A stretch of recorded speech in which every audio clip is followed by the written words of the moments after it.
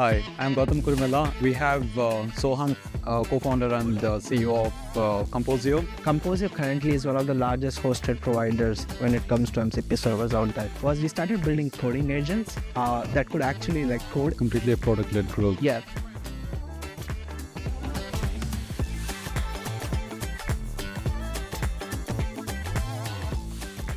Welcome to Seed to Scale, AWS Inside the Engine Room series. We have Soham, co-founder and CEO of Composio. Welcome, Soham.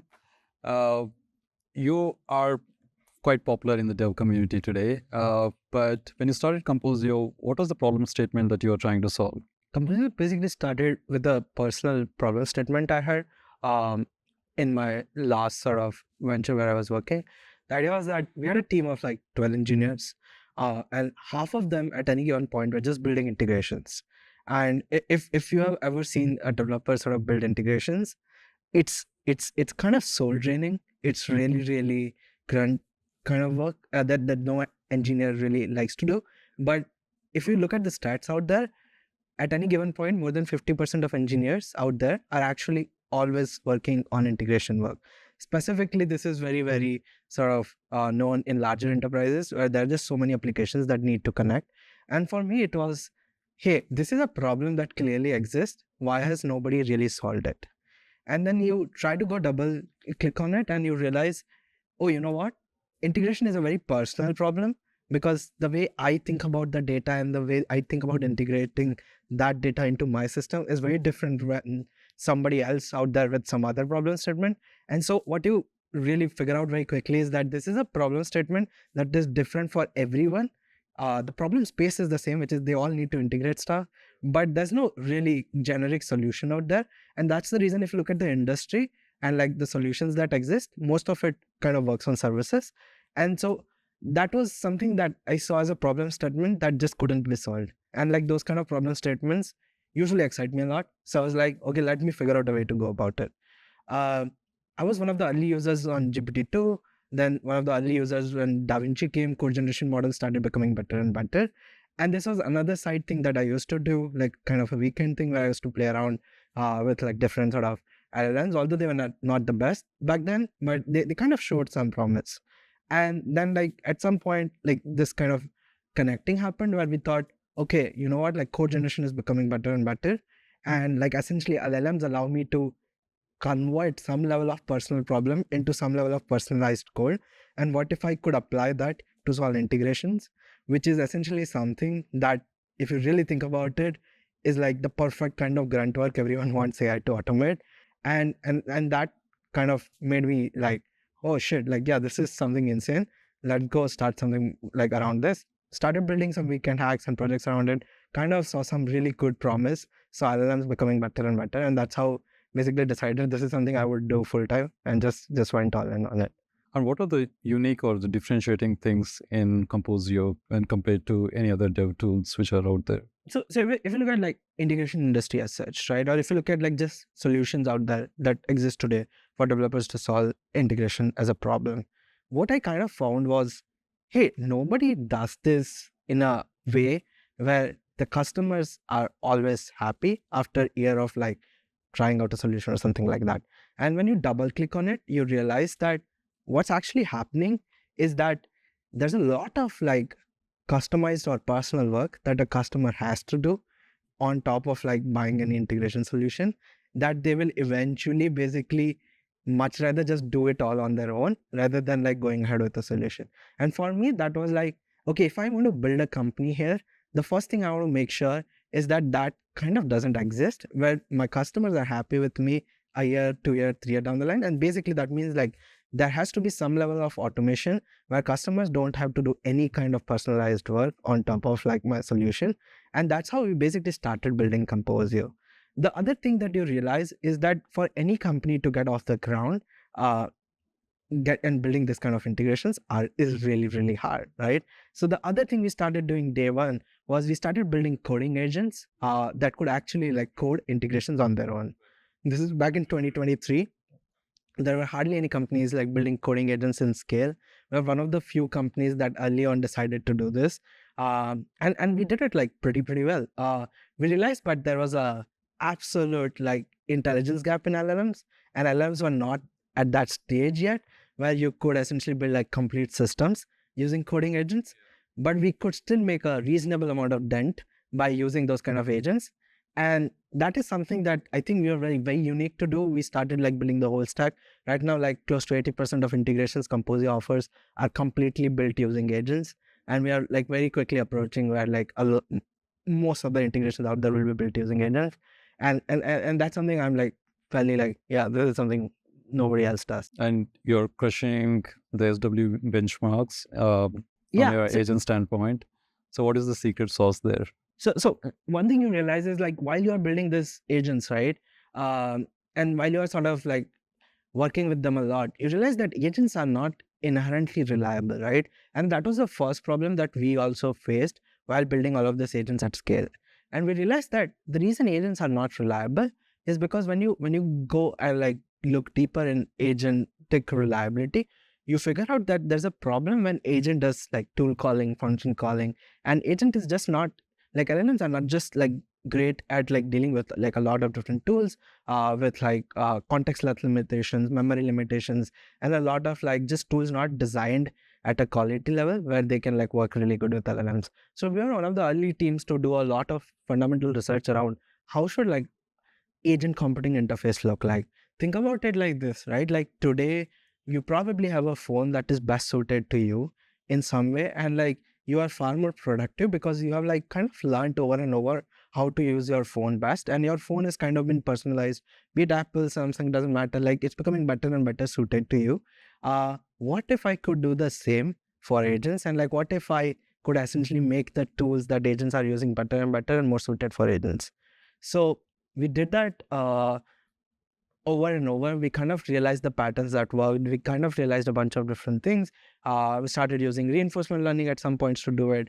And eventually we were able to build tools that were like very specifically designed for agents. And so SWE-benchmark, for example, early on when we sort of went and became a leader on it was simply because we're able to design the tool in a way that is very specific to an agent. An agent is able to code really well because of it and eventually sort of make a really good success out of it. And looking at the current time, most of the tools are getting converted to MCP based stuff, right? And when I looked at Composio, you have like 200 plus MCP tools already out there. Tell us, how it is actually empowering rapid development and rapid prototyping for developers. Yeah, so if you think about like MCP as an unlock for the ecosystem, it was a huge unlock, right? What it enabled was in a way that it allowed any developer out there using any MCP compatible client, let's say, to use any MCP server out there and basically connect the LLM or the intelligence software to basically a bunch of different sort of tools out there that could be provided by Composio or anywhere, and essentially merge it together to create like pretty beautiful, like amazing, like sort of workflows and stuff, right? So like, for example, Composio currently is one of the largest hosted providers when it comes to MCP servers out there. And a lot of different developers end up using us with Cursor. A lot of like product managers use us with Claude. A lot of like sales people use us with like ChatGPT and Claude, right? And they basically do like wonderful sort of different kind of automations around like sales, marketing, coding, using Composio. And just changing gears, when we look at, how to identify your initial customer base, right? That's the GTM part. You sort of went into a space where there are not many players, especially like developer focused tools and all of that, especially coming from India.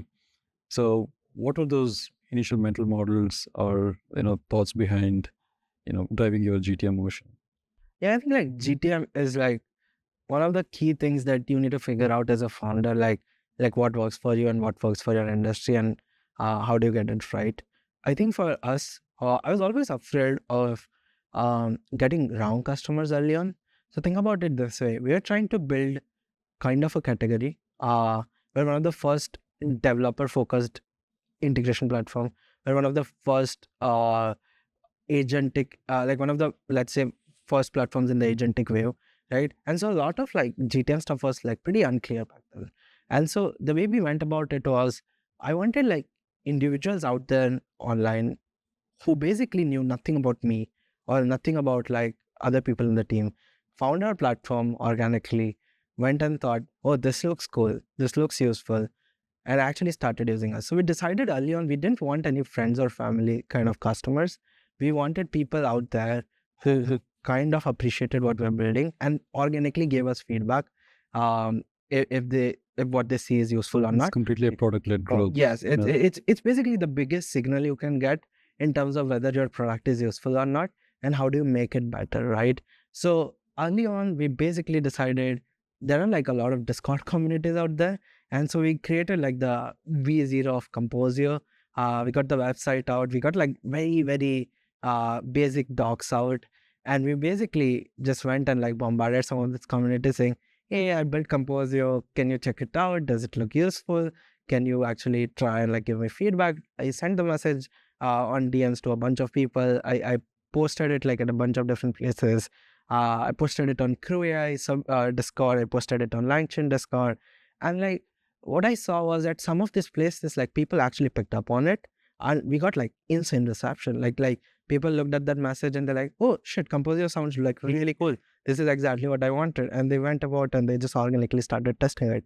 I think that was for me like the biggest signal, because it told me exactly what kind of users appreciate the product, what kind of tools they are looking to integrate, what kind of like use cases they are looking to build, how do they want to go about it. So that's how like the sort of, let's say, base level GTM started. The next thing that we kind of understood was like, we wanted to do completely. So me and my co-founder, we both come from very technical background. We have never done like sales in life.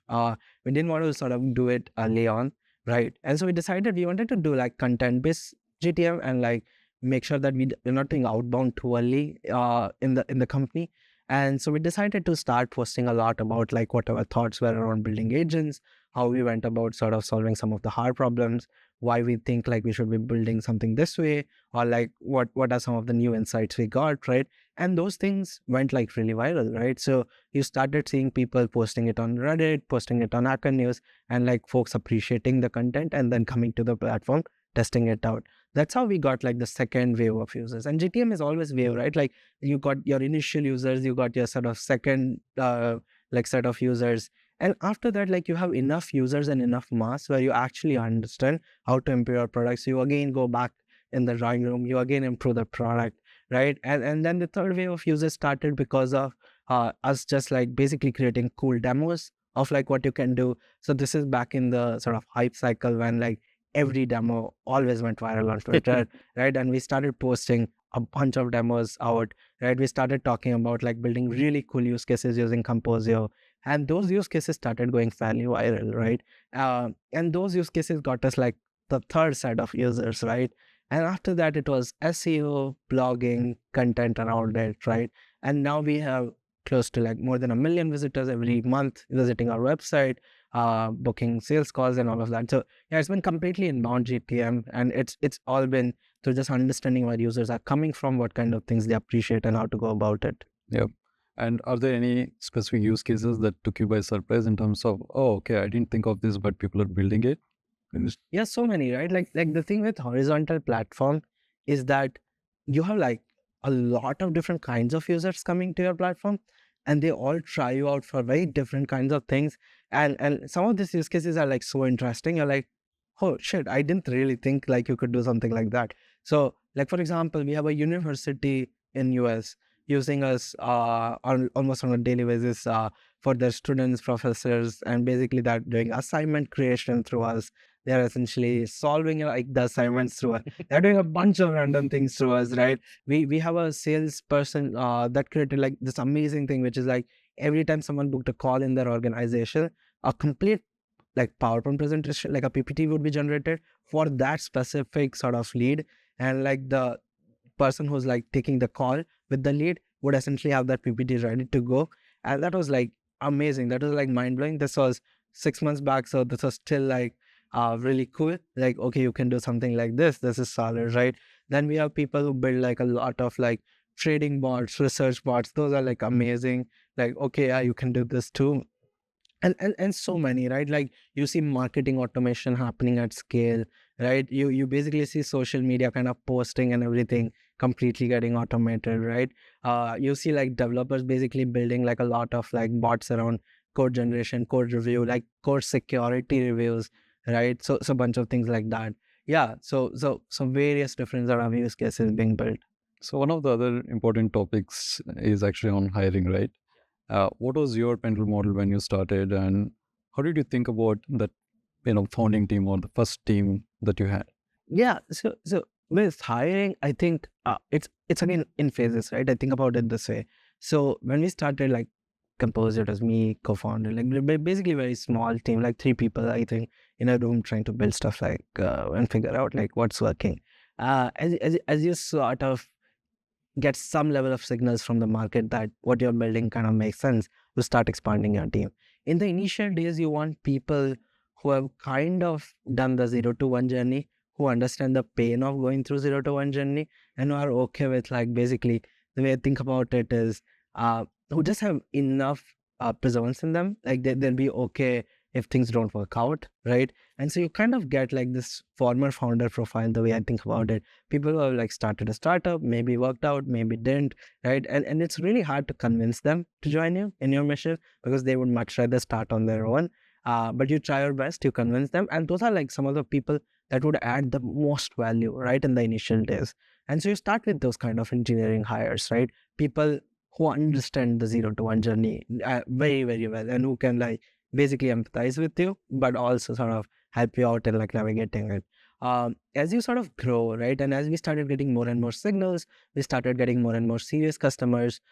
You start basically looking into hiring people who have kind of done 0 to 1, but also done 1 to 10 in some level. People who can grow with the scale, people who can guide you on some of the mistakes, not like some of the mistakes they have done that you should not be doing.